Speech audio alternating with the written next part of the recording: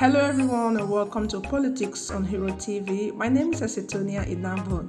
Today, we want to beam our searchlight to politics in Edo State, especially to unravel the curiosity of the Edo people regarding who will best represent them at the National Assembly. Today on the program, I have one of the contestants who will be telling us about himself and how he will best represent the people. Thank you very much for your time. Thank you, Tonya. Thank you for creating time for this interview. Thank you once again. It's my pleasure. I would love you to introduce yourself to the audience of Hero TV. Thank you. Well, my name is Right Honorable Barrister Sir Friday Itula, KSP. By that I mean I'm a Knight of the Order of St. Paul.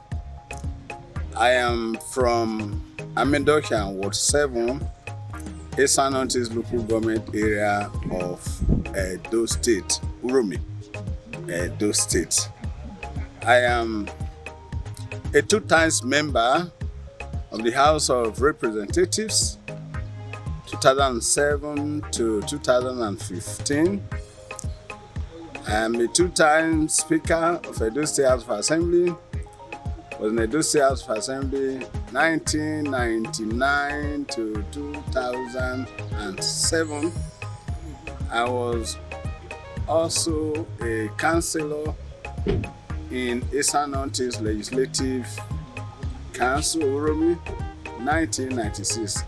In other words, 1996, councillor, Esanontis Legislative Arm of Esanontis Local Government, member, Edo State House of Assembly, 1999 to 2003, 2003 to 2007, within which I became the Speaker of the House of Assembly. And from there I was elevated by my people to the National Assembly, where I served as two-time member of the House of Representatives. All right, thank you very much. At least I realize now that you're really experienced in politics. By the special grace of God. Looking at where you started from and where you are now.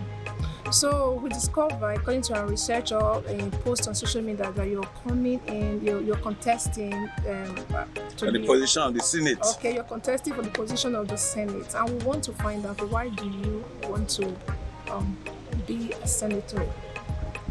Thank you very much again, Tonya.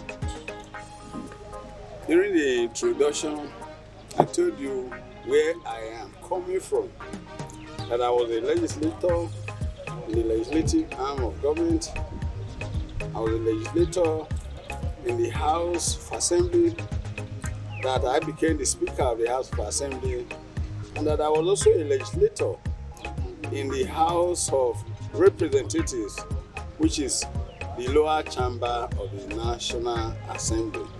The National Assembly responsibility are all contained in Section 4 of the 1999 Constitution as amended. And it says the legislative powers of the country shall be vested in the National Assembly, which shall comprise the House of Representatives and the Senate. And it also went further to say the National Assembly shall have powers to make laws for the good order and good government of the country and peaceful of the country or any part thereof. I have been in the legislative arm because this is an area I found that I have my proficiency. It's an area where I have the aptitude. And it's an area where I feel I will best represent the people in government. And like I did say, if I was in the legislature at the council level, and I moved from there to the House of Assembly, I became their Speaker, I moved further to the legislature, you should know that, yes, indeed, there must be something about this man that made the people to continue to vote for him into the legislative arm. Coming to the Senate, which is the highest chamber of the National Assembly, I can tell you, we also need, as an Asian people, do need somebody who can stand for them, a voice that cannot be repressed in the national affairs of this country. And the experiences I have garnered over time in all these areas I've enumerated to you puts me out as somebody who stands to be able to represent our people very well, because I know what it takes to be a legislator. My people have seen it. This is why they continue to elect me over and time again. And of all those who are justly for this position, I can tell you without any iota of doubt and without any aim at self-promotion that none has my legislative arm.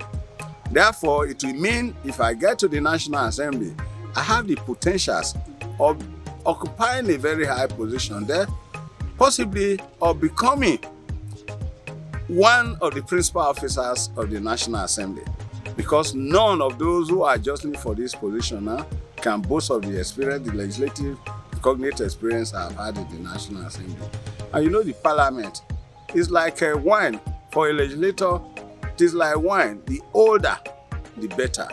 And if I get there, and by special grace of God, I become a principal officer, this will translate to more dividends of democracy to my constituency.